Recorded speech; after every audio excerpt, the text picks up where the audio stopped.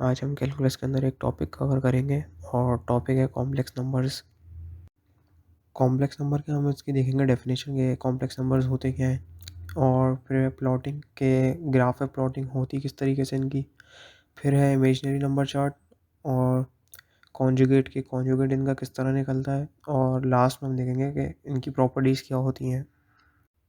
Complex number को हम simply इस तरह डिफाइन कर सकते हैं कि ये सम होता है रियल और इमेजिनरी नंबर्स का, और इसको डिनोट करा जाता है जेड से, और z बराबर होता है a प्लस आयोटा बी, यानी a जो है रियल पार्ट है और b जो है आयोटा की वजह से इमेजिनरी पार्ट हो जाता है।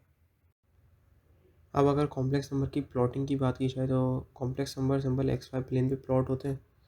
जो इसका रियल पार्ट होता है वो एक्स एक्सिस पे प्लॉट होता है, और जो इमेजिनरी पार्ट होता है वो वाई एक्सिस पे। अब जैसे कि दो कॉम्प्लेक्स नंबर हमारे पास गिवन है, एक है 3+3 आयोटा और दूसरा 1+1 आयोटा। अब जो इसका पॉइंट जो प्लॉट होगा वो पॉइंट प्लॉट होगा 3,3, यानी सिंबल रियल कॉमा इमेजनरी। जैसे एक्स कॉमा वाई हमारे पास प्लॉट होता है, इसी तरह ये प्लॉट होता है रियल कॉमा इमेजनरी से।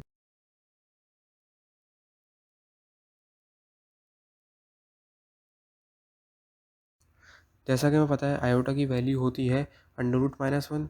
अगर आयोटा का स्क्वायर कर दें तो ये बराबर होता है -1 के। आयोटा का क्यूब माइनस आयोटा के बराबर होता है। आयोटा की पावर 4 1 के बराबर होता है। ये तो हो गया अगर आयोटा की पावर एक डिजिट में है। अगर आयोटा की पावर 2 डिजिट्स में हो या 3 डिजिट्स में हमें पूछी जाए आयोटा की वैल्यू, तो हम उसको सिंपली किस तरह निकाल सकते हैं, उसकी पावर को डिवाइड बाय 4 करते हैं और जो रिमाइंडर आता है वो आयोटा की पावर बन जाता है, और रिमाइंडर जो है हमेशा 4 से कम ही आता है। अब जैसा कि अगर चार्ट में देखें तो आयोटा की पावर दी हुई है 10, अगर इसको डिवाइड बाय 10 और 4 करें तो रिमाइंडर आएगा 2, और आयोटा की पावर हो जाएगी स्क्वायर, तो आयोटा स्क्वायर हमारे पास -1 होता है। इसी तरह नीचे देखा जाए तो आयोटा की पावर 12 है, आयोटा की पावर 39 है, आयोटा की पावर 40 है। तो सिंपली इसी रूल के तहत इन सब की वैल्यूज़ निकाली गई हैं। अब अगर बात की जाए कॉन्जुगेट ऑफ कॉम्प्लेक्स नंबर की, तो conjugate of complex number actually complex number ही होता है, यानी कॉम्प्लेक्स नंबर का जो रियल पार्ट का मैग्नीट्यूड होगा और जो इमेजिनरी पार्ट का मैग्नीट्यूड होगा वही कॉन्जुगेट ऑफ कॉम्प्लेक्स नंबर के रियल पार्ट का मैग्नीट्यूड होगा और इमेजिनरी पार्ट का मैग्नीट्यूड होगा।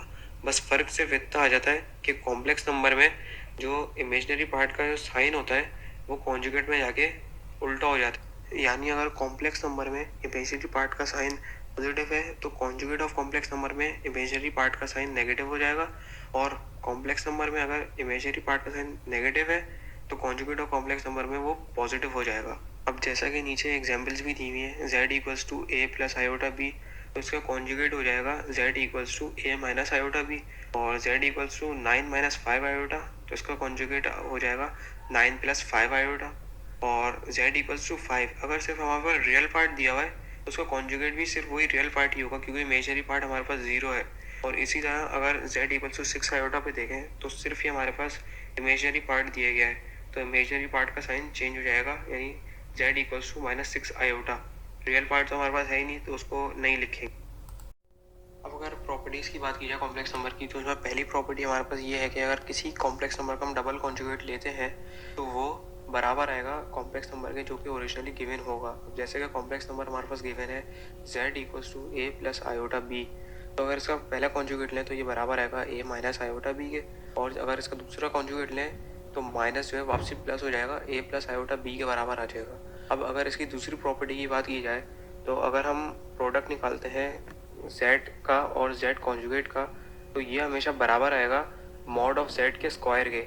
मतलब ये कि मॉड जिसके भी आगे लग जाता है तो उसका सिंपली हम मैग्नीट्यूड निकालते हैं, तो मैग्नीट्यूड हमारे पास आता है अंडर रूट जो पहली वैल्यू गिवन होती है स्क्वायर प्लस दूसरी वैल्यू जो गिवन होती है उसका स्क्वायर।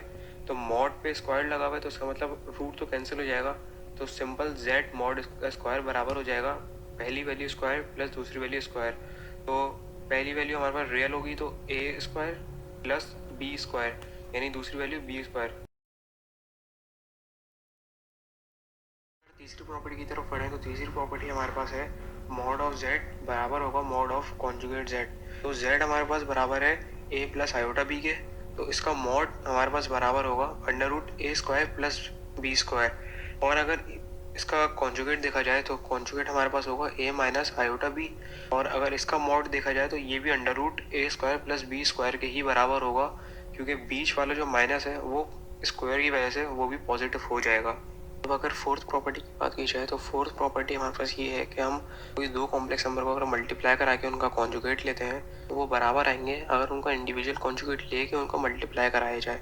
तो अगर Z1 Z2 दो कॉम्प्लेक्स नंबर है, इनको हमने मल्टीप्लाई कराने के बाद इनका होल का कॉन्जुगेट लिया है तो ये बराबर आया A C minus B D minus iota B C plus A D.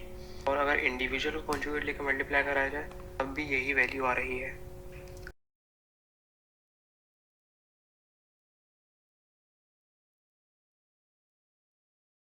अब इसकी अगर सेकंड लास्ट प्रॉपर्टी देखें तो सेकंड लास्ट प्रॉपर्टी ये है कि z प्लस जेड कॉन्जुगेट यानी कॉम्प्लेक्स नंबर और उसका कॉन्जुगेट को अगर ऐड करा जाए तो वो बराबर आएगा 2 times the real part of complex number. Conjugate होगा हमारे पास ए माइनस आयोटा बी और कॉम्प्लेक्स नंबर होगा ए प्लस आयोटा बी। तो इनके जो इमेजनरी पार्ट्स होंगे वो अपोजिट साइंस होने की वजह से कैंसिल आउट हो जाएंगे और आंसर हमारे पास आएगा 2 times the real part of complex number, यानी कि 2a आंसर आएगा।